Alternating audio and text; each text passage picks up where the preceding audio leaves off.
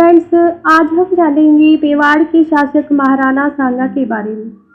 मित्रों, वैसे तो राजस्थान इतिहास में महाराणा सांगा के बारे में कौन नहीं जानता, लेकिन इनके जीवन की विस्तृत जानकारी हमारे कंपटीशन एग्जाम के लिए काफ़ी महत्वपूर्ण है। क्योंकि मित्रों, मैंने आपको पहली जो सीरीज़ थी मेरी महाराणा कुंभा की, उसमें मैंने महाराणा कुंभा के बारे में, उनके जीवन के प्रत्येक पहलू के बारे में आपको विस्तार से बताया। निश्चित रूप से मित्रों, मैं जो जानकारी आपको दे रही हूँ अन्य किसी स्रोत से आपको इतनी विस्तृत जानकारी इन शासकों के बारे में नहीं मिलेगी। मित्रों, इसके साथ साथ इस वीडियो से जो भी प्रश्न बनते हैं वो प्रश्न भी मैं आपके सामने लेकर आने का प्रयास करूंगी, और वीडियो के दौरान जो प्रश्न मैं आपसे पूछूं उन प्रश्न का आंसर मित्रों वीडियो के कमेंट बॉक्स में देने का जरूर प्रयास करें। मित्रों, इसके साथ साथ मेरी आपसे अपेक्षा है कि आप मेरी वीडियो को शुरू से लेकर आखिर तक पूरा देखें और वीडियो को ज़्यादा से ज़्यादा लाइक, सब्सक्राइब और शेयर करें। तो मित्रों, जानते हैं महाराणा सांगा के बारे में, जिनका पूरा नाम था महाराणा संग्राम सिंह, जो इतिहास में सांगा के नाम से जाने जाते हैं और जिनका जन्म हुआ था मार्च 24, 1481 को। 1481 ईस्वी में मित्रों महाराणा संग्राम सिंह का जन्म होता है।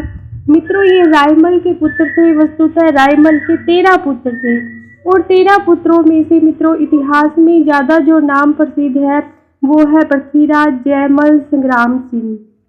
मित्रों, बचपन में ही संग्राम सिंह के उत्तराधिकारी होने की घोषणा एक जोशी द्वारा कर दी गई थी। जोशी की इस घोषणा से पृथ्वीराज, जो संग्राम सिंह के बड़े भाई थे, वो बहुत ही कुपित हो जाते हैं, और पृथ्वीराज और संग्राम सिंह के बीच में ऐसी गंभीर लड़ाई होती है कि संग्राम सिंह का इस लड़ाई में एक आंख चली जाती है। एक आंख होने के बाद और लड़ाई में पूरी तरह घायल होने के बाद संग्राम सिंह अजमेर चले जाते हैं, और अजमेर के पाशी नगर में एक करमचंद पवार नाम के व्यक्ति के यहाँ शरण लेते हैं। ये करमचंद पवार जो है मित्रों पूरी तरह से संग्राम सिंह का जो है पूरी तरह से वफादार हो जाता है, हर परिस्थिति में उनकी सहायता करने के लिए तैयार रहता है। वस्तुतः यह उनका बहुत अच्छा मित्र भी बन जाता है। करमचंद पवार जो है अपनी पुत्री का विवाह सांगा से कर देता है। इस तरह शुरू होती है सांगा के जीवन की शुरुआत।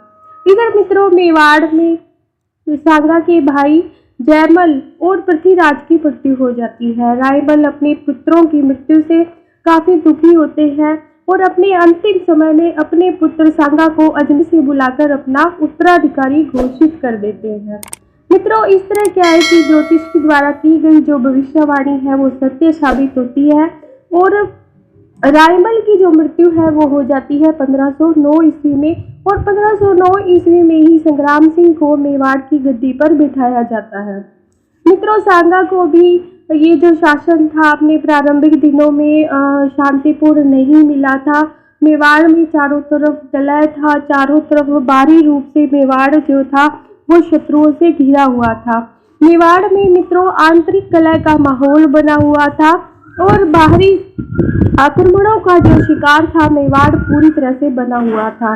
मेवाड़ के ही सामंत और जो शासक थे आसपास के, वो मेवाड़ से स्वतंत्र होकर, मेवाड़ से प्रभाव के मुक्त होकर संतुष्ट नहीं थे। वे मेवाड़ को अस्तित्व को मिटाने के लिए उत्सुक थे।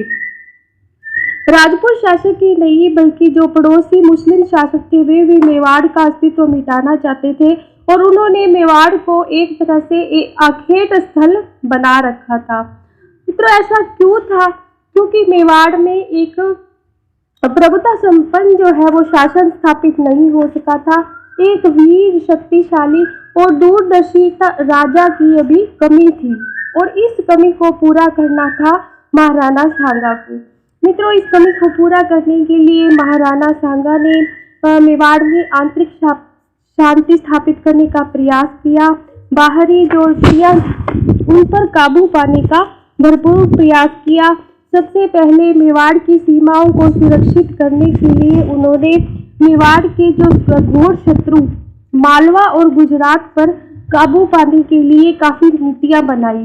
दिल्ली का सुल्तान मित्रों इब्राहिम लोदी भी मेवाड़ की तरफ अपनी आंखें गड़ाए हुए था और मौका तलाश रहा था कि कब उसे मेवाड़ पर अधिकार करने का मौका मिले। सांगा ने इस सारी परिस्थितियों का अदम्य साहस से सामना किया।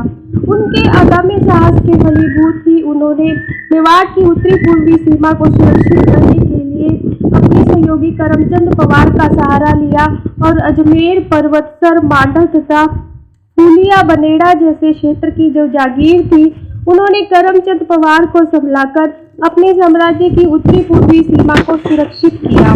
दक्षिण और पश्चिम में मेवाड़ की सीमा को सुरक्षित करने के लिए उन्होंने सिरोही तथा बागड़ू के जो सुल्तान थे उनके साथ मित्रता का हाथ बढ़ाया और इन सुल्तानों को सिरोही तथा बागड़ू के क्षेत्र संभलाकर राजपूत जो मैत्री संघ था उसको मजबूत बनाया।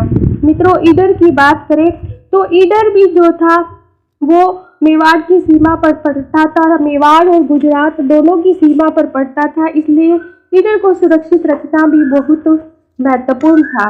ईडर के राज सिंहासन पर अपने गुट के राजपूत पैतृक संघ के मित्रों रायमल को बिठाकर उन्होंने ईडर का जो गद्दी थी वो भी सुरक्षित कर ली थी और ईडर पर भी अपना अधिकार जो था वो जमाए हुए थे। मित्रों, सांगा के नेतृत्व में मेवाड़ की बढ़ती हुई शक्ति को देखकर पड़ोसी जो मुस्लिम शासक थे उनके साथ सांगा का जो संघर्ष था वो आवश्यक हो गया था, क्योंकि ये लोग मेवाड़ की बढ़ती हुई शक्ति से परेशान हो गए थे। ये नहीं चाहते थे कि मेवाड़ की जो शक्ति है वो इतनी बढ़े और उनके मुस्लिम राज्यों पर अधिकार कर ले। इसी कारण मित्रों सांगा के जीवन में एक संघर्ष जो है वो आ ठहरता है और वो संघर्ष था मालवा के साथ मेवाड़ का संघर्ष। मित्रों, इस संघर्ष के क्या कारण थे और मालवा के साथ सांगा का कैसे युद्ध हुआ तो जानते हैं। मित्रों, मालवा और मेवाड़ का जो संघर्ष है वो हमने कुंभा के काल में भी पढ़ा था और ये परंपरागत शत्रुता थी, वो काफी समय से चली आ रही थी। वस्तुतः 1401 से लेकर 1530 तक अपनी स्वतंत्रता के हद तक जो मालवा था वो मेवाड़ का शत्रु बना रहा। इस शत्रुता के दौरान इन दोनों के बीच कौन कौन से युद्ध हुए तो जानते हैं विस्तार से। मित्रों, कारण भी थे इसके कई। कारण ये थे कि मालवा और मेवाड़ दोनों प्रदेशों के जो शासक थे वो थे प्रसारवादी नीति के।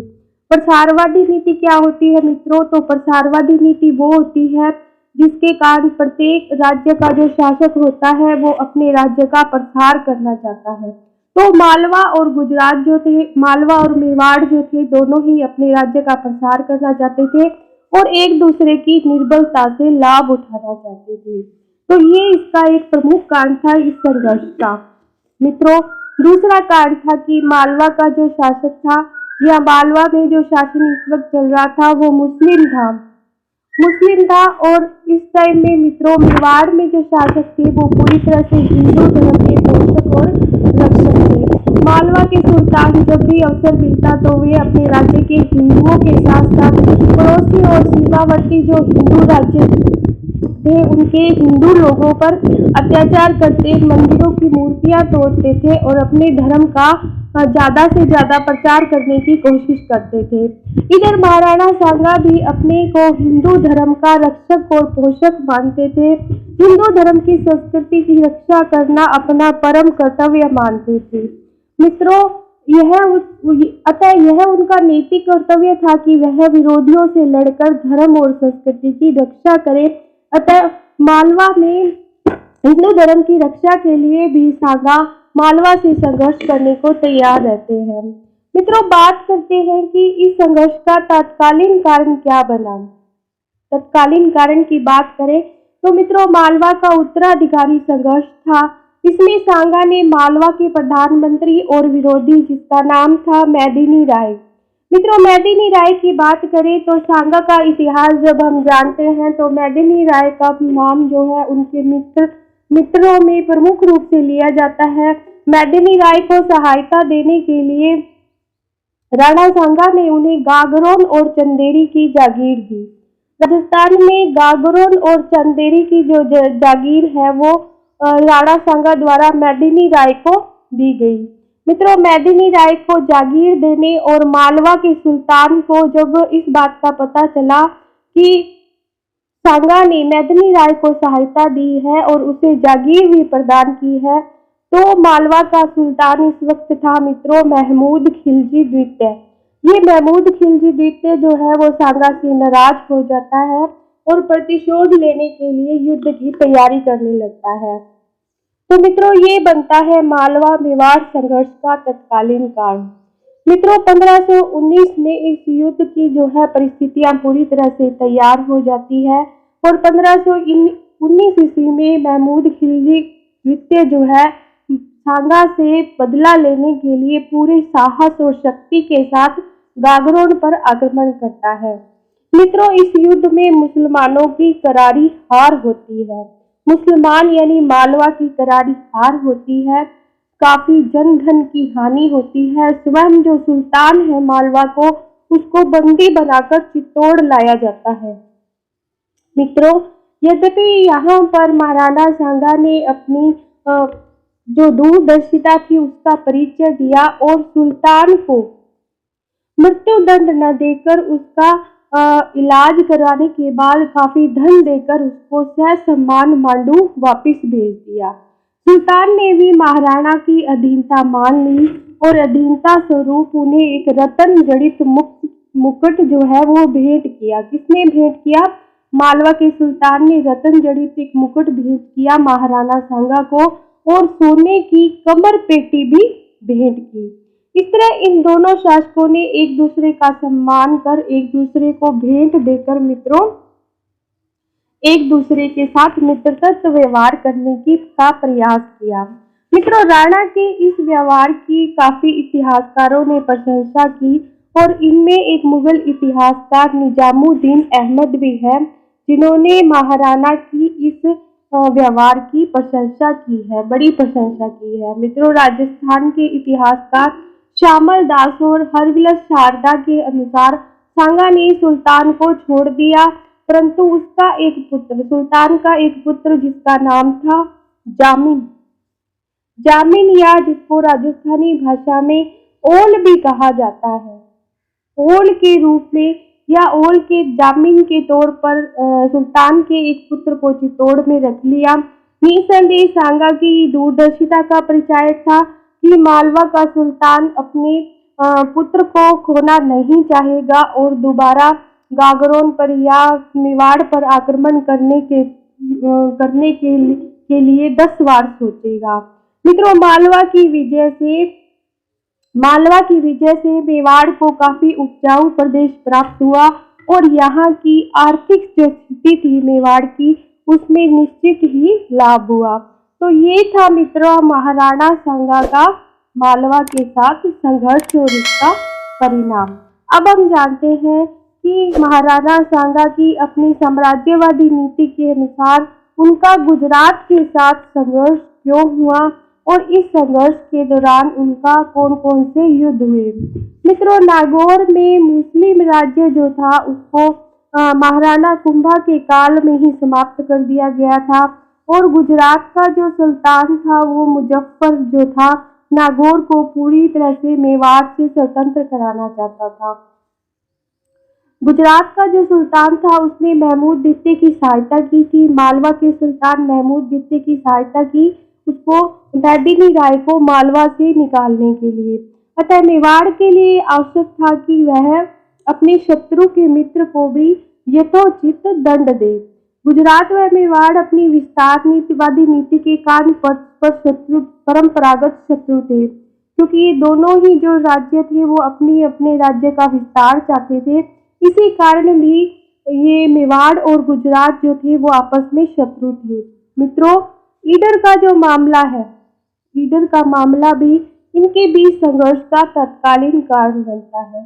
तो मित्रों, इस संघर्ष का जो तत्कालीन कारण था वो था ईडर का उत्तराधिकारी संघर्ष। अब ईडर में क्या मामला था मित्रों? दोनों राज्यों की सीमा के मध्य होने के कारण ईडर का सामरिक महत्व बढ़ गया था। यानी कि ईडर जो था वो गुजरात की सीमा और मेवाड़ की सीमा दोनों पर अवस्थित था और ईडर के अंदर उत्तराधिकारी संघर्ष चल रहा था। अब यहाँ क्या संघर्ष चल रहा था? तो मित्रों ईडर का जो शासक था उसका नाम था राहबाण। ये राहबाण जो था मित्रों, इसके दो पुत्र थे, जिनमें एक का नाम था सूर्यमल और दूसरे का नाम था भीम। मित्रों, सूर्यमल जो है वो भाण यानी कि अपने पिता की मृत्यु के बाद ईडर की गद्दी पर बैठता है और 18 महीने बाद ही सूर्यमल की मृत्यु हो जाती है। मित्रों, जब सूर्यमल की मृत्यु हो गई तो उसका पुत्र जिसका नाम था रायमल, ये गद्दी पर बैठता है, लेकिन इसकी गद्दी पर तो बैठ जाता है, लेकिन इसका जो काका होता है भीम, मित्रों ये भीम जो है वो भाण का दूसरा पुत्र होता है और सूर्यमल का भाई होता है। ये अपने भतीजे को गद्दी से उतार देता है। मित्रों, रायमल जो है अपनी सहायता के लिए महाराणा सांगा के पास जाता है, उनकी शरण में जाता है। उधर मित्रों क्या होता है कि भीम की मृत्यु हो जाती है और भीम की मृत्यु के बाद उसका जो पुत्र है वो गद्दी पर बैठता है। तब राणा सांगा क्या करते हैं कि रायमल को पुनः ईडर की गद्दी पर बिठा देते हैं, ईडर का शासक बना देते हैं। मित्रों, इधर क्या है, भीम का जो पुत्र है वो भी गुजरात की सहायता से पुनः ईडर का राज्य प्राप्त कर लेता है, राणा सांगा के वहां से हटते ही। मित्रों, रायमल ने क्या किया, गुस्साए में रायमल ने गुजराती जो सेनापति था जिसने भारमल की सहायता की थी ईडर का शासन प्राप्त करने में, जिसका नाम था जहीरू मुल्क, क्या नाम था, जहीरू मुल्क, इस गुजरात के सेनापति की क्या कर देता है, हत्या कर देता है, पराजित कर देता है, इसे युद्ध में मार डालता है। तब गुजरात का सुल्तान क्या होता है, क्रोधित होकर ईडर को आक्रमण करता है ईडर पर और ईडर को बुरी तरह से लूट लेता है। मित्रों, इस बात का जब संग्राम सिंह को पता चलता है तो 1519 में संग्राम सिंह जब ये सारी ईडर में हो रही गुजरात की जातियों को देखता है, कार्रवाइयों को देखता है, तो चित्तौड़ से 1519 में चित्तौड़ से प्रयाण कर एक ही दिन में ईडर पर विजय प्राप्त कर लेता है, यानी कि ईडर पर अपना अधिकार कर लेता है। गुजराती जो सेना है वो भागकर अहमदनगर की ओर चली जाती है। सांगा उसका पीछा करते हैं और अहमदनगर जो दुर्ग है उसको घेर लेते हैं। दुर्ग के किवाड़ तोड़कर राजपूत लोग जब दुर्ग में घुसे और दुर्ग को खूब लूटते हैं। मित्रों, रास्ते में जो क्षेत्र पड़ते हैं जैसे बड़नगर, मित्रों ये सब गुजरात के क्षेत्र थे। बड़नगर, बीसलनगर और गुजरात के जो अन्य इलाके हैं उनको लूटता लूटता ये जो सांगा है, महाराणा सांगा चित्तौड़ में वापिस आ जाते हैं। मित्रों, इस तरह क्या है, गुजरात के शासक की ईडर के प्रश्न पर काफी गहरी हार होती है महाराणा सांगा से। मित्रों, अब क्या करता है, गुजरात का जो सुल्तान है वो इस पराजय का बदला लेने के लिए 1520 में मेवाड़ पर आक्रमण करता है। इस तरह जो गुजरात का शासक होता है, सुल्तान होता है मित्रों, उसका नाम है मलिक अयाज। ये मलिक अयाज जो है वो 1520 में फिर से मेवाड़ पर आक्रमण करता है। साथ ही किवातु मुल्क ये इसका सेनापति होता है और इसके नेतृत्व में 20,000 सवार और 20,000 हाथियों की एक दूसरी सेना भी मलिक अयाज की सहायता के लिए आती है। ये सेनाएं मोडासा होते हुए डूंगरपुर को जलाकर बांसवाड़ा पहुंचती है। मित्रों, डूंगरपुर को नष्ट करते हुए, डूंगरपुर में तबाही मचाते हुए बांसवाड़ा पहुंचती है और इसके बाद गुजराती सेना ने मित्रों मंदसौर को घेर लिया और महाराणा कुंभा भी सैन्य मित्रों मंदसौर से 25 किमी दूर नांदसा गांव, इस नांदसा गांव में आते हैं और इसी तरह इन दोनों पक्षों के बीच मंदसौर में भीषण युद्ध होता है।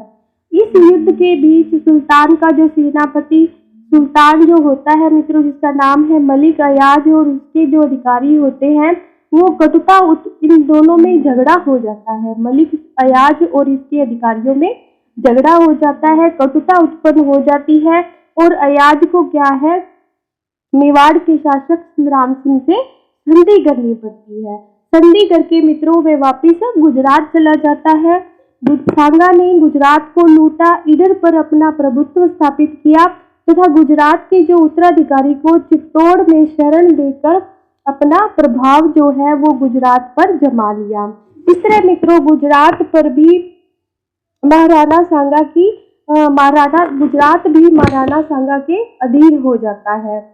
अब मित्रों बात करें कि महाराणा सांगा व इब्राहिम लोदी जो दिल्ली का सुल्तान और काफी समय से मेवाड़ पर आंखें जमाए बैठता है, इसकी महाराणा सांगा के साथ क्या नीति रहती है या महाराणा सांगा के साथ इसका कौन सा संघर्ष होता है। तो मित्रों इब्राहिम लोदी जो थी वो दिल्ली की गद्दी पर बैठा था। काफी टाइम से मित्रों दिल्ली पर मुस्लिम शासक था और इब्राहिम लोदी जो है वो लोदी वंश का शासक था और अपनी विस्तारवादी जो नीति थी उसमें विश्वास रखता था। अब दोनों ही जो शासक थे इब्राहिम लोदी और महाराणा सांगा दोनों ही महत्वाकांक्षी थे, अपने अपने राज्य का विस्तार करना चाहते थे और इसी महत्वाकांक्षा के कारण दोनों में संघर्ष जो था वो होना जरूरी था। इसी संघर्ष ने मित्रों दोनों को आमने सामने ला दिया। राणा ने अपने राज्य का विस्तार बयाना तक फैला दिया था, जो दिल्ली और आगरा के सुल्तान के लिए एक चुनौती बना हुआ था, क्योंकि सुल्तान नहीं चाहता था कि जो मेवाड़ का जो शासक है वो अपने कदम इतने आगे तक बढ़ाए। मित्रों इतिहासकार डॉक्टर अवध बिहारी पांडे के अनुसार मालवा का जो राज्य राणा सांगा और इब्राहिम लोदी के बीच कबाब की हड्डी बना हुआ था, वह सांगा ने गद्दी पर बैठते हुए उसे अपने अधिकार में कर लिया था। और इसी तरह से मित्रों सांगा ने गद्दी पर बैठते ही अजमेर पर भी अधिकार कर लिया था। अजमेर पर अधिकार करने के कारण करमचंद पवार को अजमेर का पट्टा भी दे दिया, उसे संभला दी अजमेर की जागीर। लेकिन यही अजमेर जो था वो पहले किसके अधीन था? दिल्ली सल्तनत के अधीन था। अब इब्राहिम लोदी जो है उसको मित्रों ये सारी बातें पच नहीं रही और वो ज्यादा समय तक चुप नहीं रह सका और उसने ससैन्य मेवाड़ की ओर प्रस्थान किया। मित्रों बात है 1517 ईस्वी की। 1517 ईस्वी में इन दोनों जो राज्य हैं इनकी सेनाएं जो है वो एक दूसरे के सामने आ खड़ी होती है। दोनों सेनाओं में मित्रों हड़ौती की सीमा पर 1517 ईस्वी मित्रों गांव का नाम है खातौली। ये खातौली पड़ता है मित्रों बूंदी डिस्ट्रिक्ट में और इसी बूंदी डिस्ट्रिक्ट में खातौली गांव में इन दोनों पक्षों की सेनाओं के बीच युद्ध चलता है।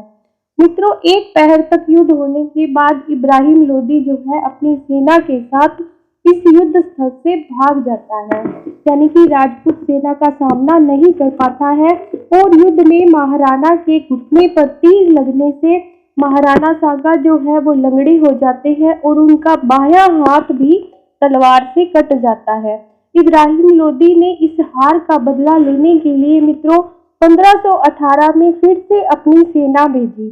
1518 में उसने फिर से महाराणा सांगा पर आक्रमण किया और इस बार बसवा नहीं आया बल्कि अपने सेनापति मियां मक्खन के नेतृत्व में उसने सेना भेजी। इस बार भी मित्रों उसे पराजित होना पड़ा, यानी कि सांगा से वह नहीं जीत पाया। इस तरह मित्रों इब्राहिम लोदी को भी सांगा के सामने हार का सामना करना पड़ा।